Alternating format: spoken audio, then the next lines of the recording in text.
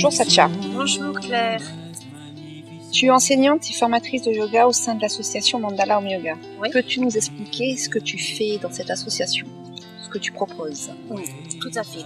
Donc l'association Mandala Home Yoga est une association qui propose des cours de yoga, mais pas seulement des cours, des formations, des séances de Reiki, des ateliers, des stages. Et au sein de cette association, j'interviens pour ces différentes méthodes. Le plus, on va dire, de cette association, c'est le concept que j'ai créé qui s'appelle le Beyond Yoga. Ce concept favorise des ateliers, des stages, des cours, petits groupes, à savoir de 3 à 4 personnes, pas plus pour les cours collectifs, entre guillemets, et tout ce qui est stage, atelier, retraite, puisque j'organise également au sein de cette association des retraites, petits groupes allant jusqu'à 10 personnes, pas plus. Le Beyond Yoga, pour tout ce qui est collectif, ce sont des séances qui vont se faire sur rendez-vous. Donc les personnes vont me téléphoner et nous fixerons une heure, un jour, une heure, à leur convenance, en fonction bien évidemment de mes disponibilités maintenant et de les leurs. Ensuite, l'association est en place depuis à peu près 4-5 ans, une chose comme ça. Et j'ai décidé aussi de former des étudiants de yoga, de futurs professeurs de yoga, et en même temps pas que. Ça peut être aussi des personnes qui ont envie de faire une étude du yoga, d'approfondir leur yoga. On traite de différents sujets de philosophie, du yoga, avec bien évidemment tout ce qui est posture. On est vraiment dans un yoga traditionnel. On est dans un yoga traditionnel, comme moi j'ai appris en Inde par différents maîtres. Voilà. Quelles sont les qualités requises pour faire du yoga? Les qualités requises, il n'y en a pas. Il n'y a pas de qualité requise. Je crois qu'on vient au yoga parce qu'il y a quelque chose qui nous attire. Il y a des personnes qui vont venir au yoga parce que leur médecin va les envoyer au yoga. Il y a des personnes qui vont venir par curiosité. Je crois qu'on vient au yoga à un moment donné de notre vie parce que c'est le moment. J'ai des personnes qui vont venir, qui vont faire une séance, qui ne reviendront plus pendant X temps, et puis tout d'un coup, elles vont revenir. Bon, ok.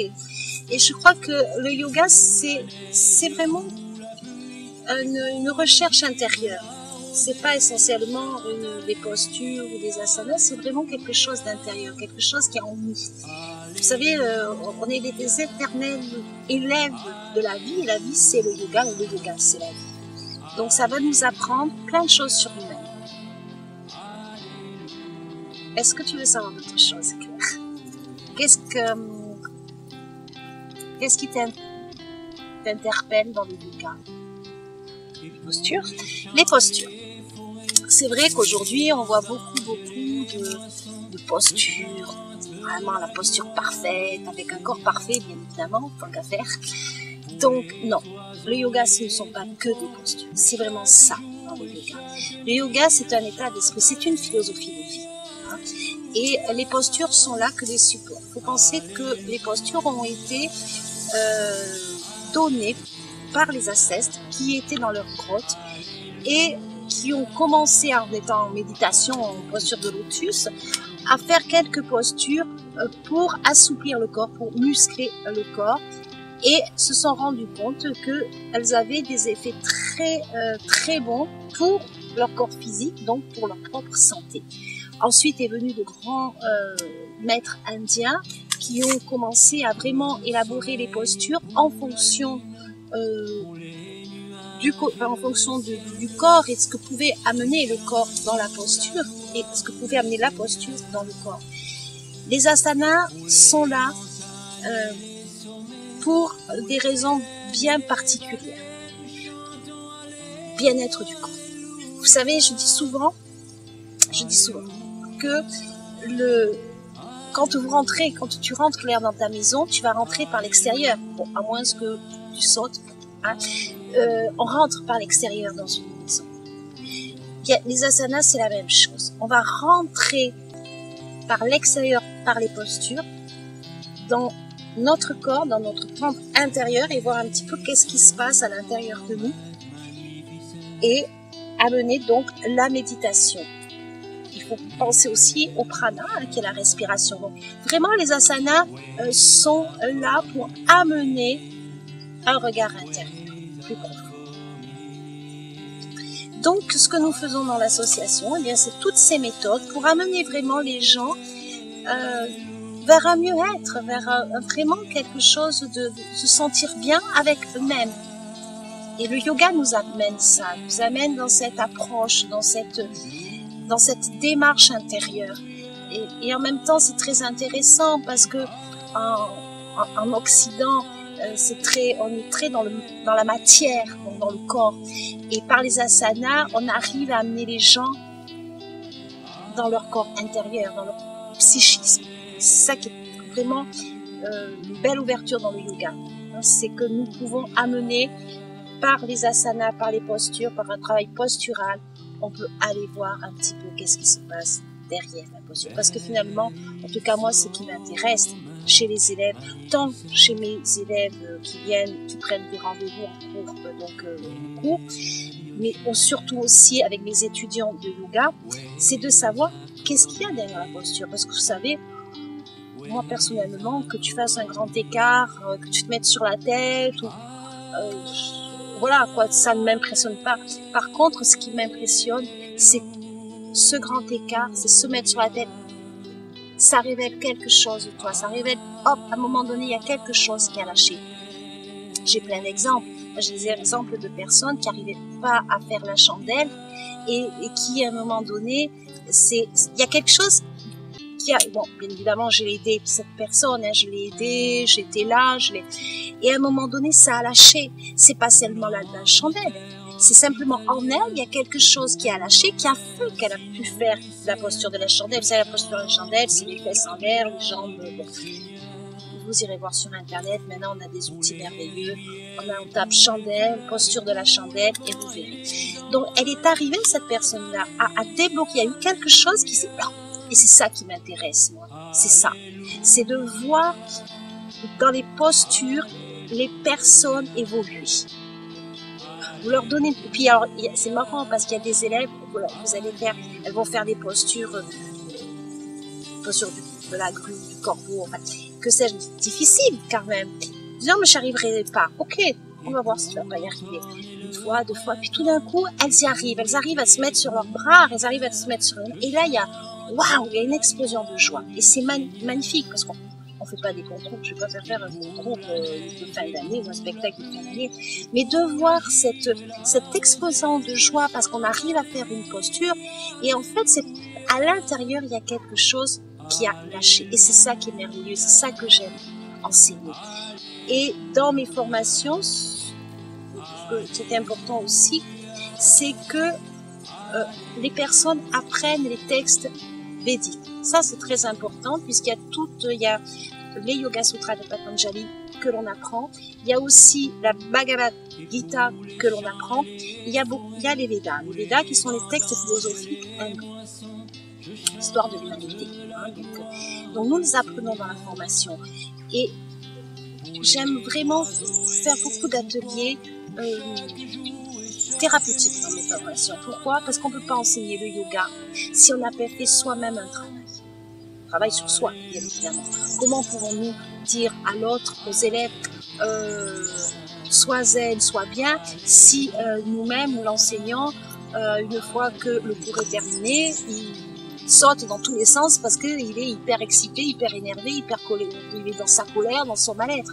Je crois qu'il faut vraiment enseigner le yoga en ayant fait une recherche intérieure, vraiment quelque chose de spirituel. Ça fait plus de 20 ans que je l'enseigne le yoga.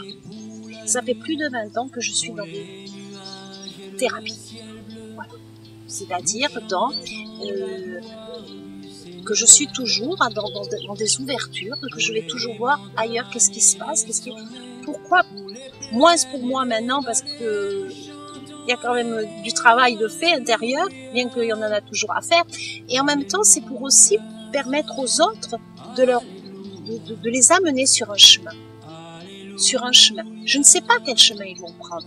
Ils vont sur un chemin. L'essentiel, c'est que quand ils partent avec le sourire. Et vous savez, pour revenir à cette personne qui a réussi à faire cette chandelle, quelques jours après, je l'ai vu passer devant ma fenêtre en petite jupe, avec de jolies mèches, toutes pimpantes. C'était plus du tout la même personne. Et bon, c'est le plus beau des cadeaux. Pour moi, en tous les cas, c'est ça. Donc le yoga, pour moi, c'est ça. Le yoga, c'est de pouvoir amener les personnes, et tu me parlais de posture tout à l'heure, eh bien, mon cadeau est là, c'est de pouvoir donner et mettre en place des postures et que les personnes après partent avec « Waouh, il y a quelque chose qui s'est passé ». C'est le plus beau de cadeaux. Donc c'est ce que nous faisons dans cette association, c'est ce que nous proposons. Mandala Om Yoga, mandala parce que le mandala, c'est impermanent, c'est l'histoire de l'humanité.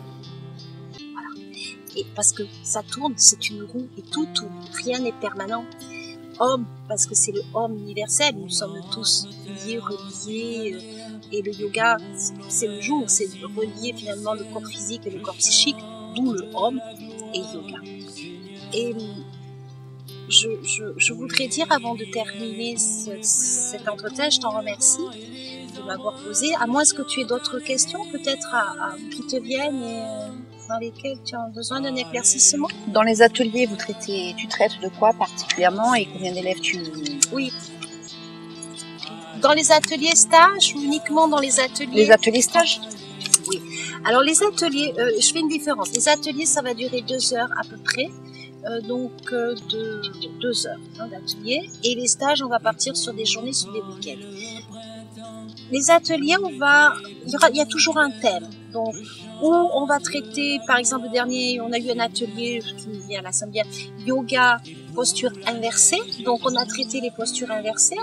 Donc, j'ai amené les personnes à faire quelques postures sur la tête, postures inversées. Pourquoi on fait des postures inversées? Donc, il y a un côté aussi théorie. Expliquer pourquoi on fait des postures inversées, qu'est-ce que ça nous amène dans le yoga. Et des fois, il y a des petits ateliers. On peut faire de la danse-thérapie. J'aime beaucoup être dans le mouvement et j'aime beaucoup donc faire de la danse-thérapie. Pour les retraites, c'est pareil. Il y a toujours un thème. Il y a toujours vraiment un thème. Par exemple, dans quelques jours, il y a un atelier créativité yoga. Donc, c'est 2 heures pour être créatif. Travailler notre créativité, notre enfant intérieur. Et là, il y aura des ateliers de mandala, des ateliers toujours avec des postures de yoga. Je répète, les postures, c'est l'extérieur pour amener à l'intérieur. Donc, dans tous mes ateliers, mes stages, vous retrouverez toujours asana, posture, pranayama, la respiration, dharma, la méditation. Ça, c'est inévitable. On ne peut pas faire des postures sans respiration, des respirations sans posture. Je crois qu'un cours de yoga, il faut que vraiment on retrouve les postures, la respiration, méditation ou relaxation. En tous les cas, moi j'ai envie de finir et de dire que le yoga, ça m'a ouvert beaucoup de portes, de très belles portes, ça m'amène encore, et que j'ai toujours beaucoup de plaisir et d'amour à l'enseigner, encore plus aujourd'hui où j'ai peut-être atteint une certaine sagesse et par l'âge et par aussi mon cursus, et que j'ai vraiment envie de plus en plus d'emmener les gens vers un chemin, de les amener sur leur propre chemin et sur le plus beau des chemins. Et non seulement mes étudiants, surtout qui vont être des futurs professeurs de yoga, donc voilà, donc je l'enseigne avec cet amour que j'ai du yoga parce que finalement, c'est toute une vie le yoga. Je sais que je n'aurai jamais terminé jusqu'au bout de cette vie-là, ici et maintenant. Et tant mieux, parce que je crois que le yoga, ça inclut tellement de choses que l'expliquer en quelques minutes, 15 minutes, je ne sais pas, ça serait pas assez. Merci Claire, merci beaucoup. Merci pour cette précision. Prends bien soin de toi. Merci. Om Shanti, Shanti, Shanti. Merci.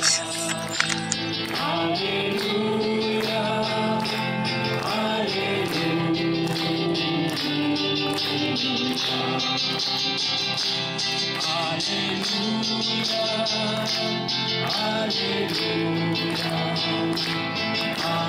Alléluia.